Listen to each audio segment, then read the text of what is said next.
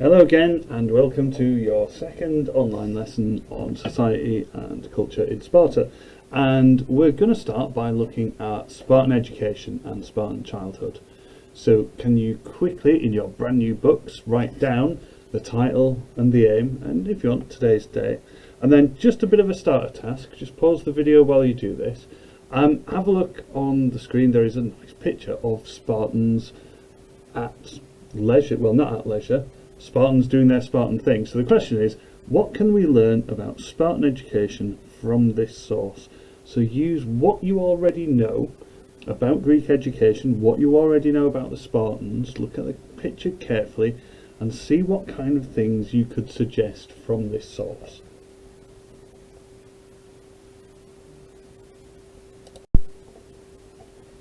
So by no means the answer to the question about that picture. If anything, this is the exact opposite. This is what we think of when we think of a classical Greek education. This was what was happening in the majority of city-states during this period.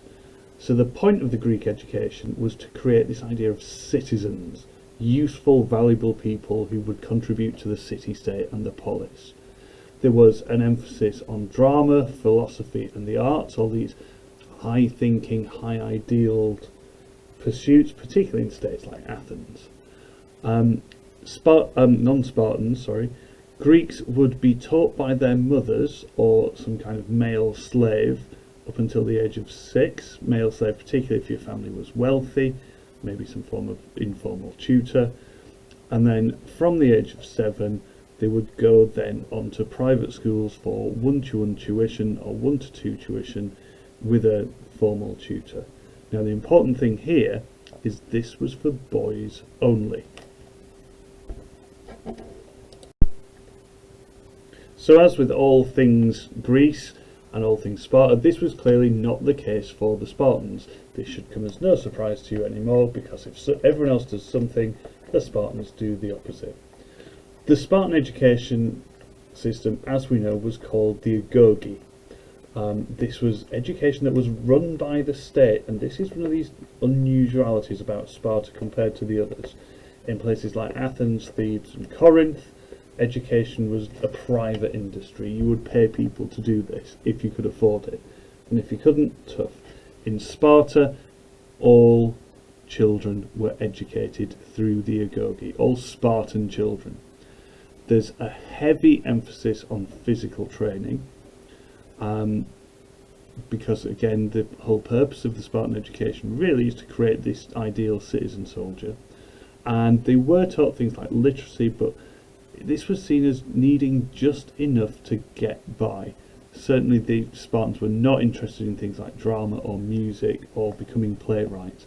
The emphasis particularly on boys in the Agoge, because the Agoge was for boys, was about physical training, endurance and coping with duress.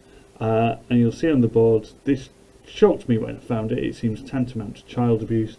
It won't surprise you that it's in America, but there are programs called the Agoge that you can enroll your children into to go through basically extreme physical fitness training. Sounds a bit grim.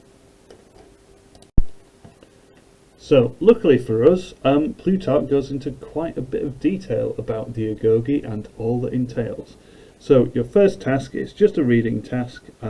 You've got a series of 6 short, almost like comprehension questions on the board. So if you can find in your booklets Plutarch chapter 16, pause the video while you're answering these questions, but can you just answer these quick questions? Describe the peculiarities of Spartan childcare. What age were boys enrolled into the Agoge? How did you become a captain? What was one of the most common aspects of the Agoge? And a little one that's not necessarily in Plutarch, but something you can think about of, what would the Agoge smell like?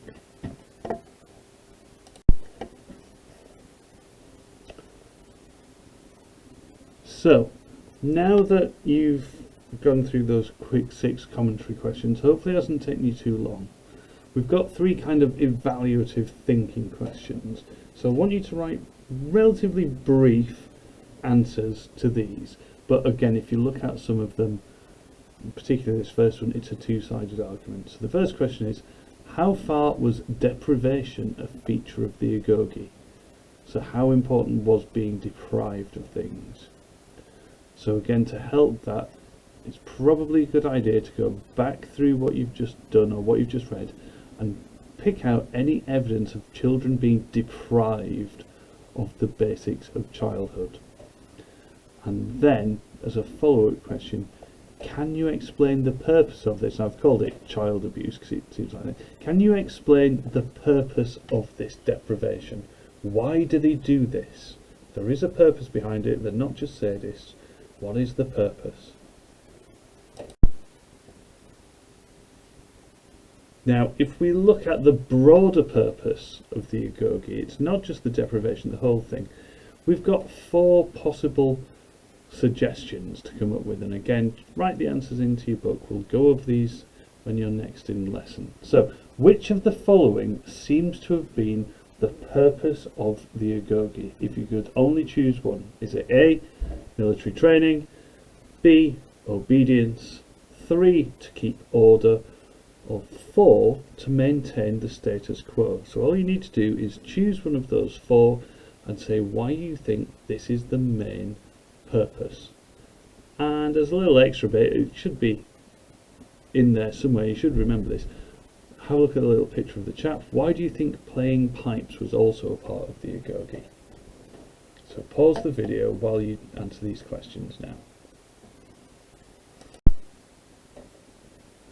So continuing with our theme of our little pipe playing chap, we'll go back to Plutarch. Now it's a bit choppy because it's actually in 2 little extracts. So I want you to look at Plutarch 21 and then Plutarch 22.3.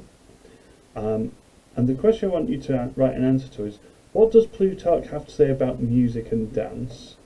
So what happens and why is it important to Sparta? So we're digging into what we see about how music was important to Sparta and what they did. And there's a nice little Greek vase painting for you. Clearly dolphins are optional for playing the flute. So again, pause the video while you read Plutarch, write the answer to that in your book, and we'll move on after that. And interestingly, in Sparta, unlike other Greek states, because don't forget that classical Greek education was all about the boys, not the girls. Interestingly, with Sparta, we see a regular and informed girls' education. And again, Plutarch goes into quite a bit of detail about this. So if you scooch back to Plutarch 14, same deal, we've got 5 questions that need answering about this. So the first is, why does Plutarch suggest the Spartans educated girls? What did their education involve? What role did the girls have in training the boys? So their interactions with the boys is really quite well thought out and important. What are the similarities to the boys' education? And then finally, how different is this to other Greek city-states? Aside from the fact that girls are being educated full stop, what specifics are different? So again, if you could write the answers to these in your book and pause the video while you do that. So finally, here we are at the end. Can we come up with a quick 5 summary points for Spartan education? If you want to do that little thing that you keep doing, Key Stage 3 Geography, coming up with an acrostic poem, you can use Agoge to start with them.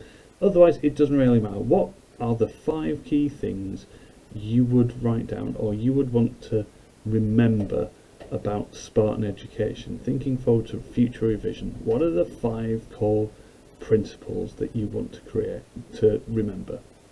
Now, in terms of submitting work, hopefully you've got quite a lot of good notes and detailed notes that unfortunately you can't bring back into school because they're funny about transmissions of books. So can you please take pictures of your beautiful work and upload them as submissions in Google Classroom so I can see what you've done and we can get ready to talk about education in our next lesson. And just for a bit of fun, if you find yourself at a loose end, let's call it extended learning or homework, A good way to remember certain details or aspects of it is to reappropriate information into a different form. So I'd like you to have a go at creating a prospectus for the Agoge, or if Parswood sixth form was the Agoge, what would it look like? You've all no doubt seen lots of prospectuses and online adverts for universities or sixth form, so you've seen these things before. So try and create a prospectus for the Agoge.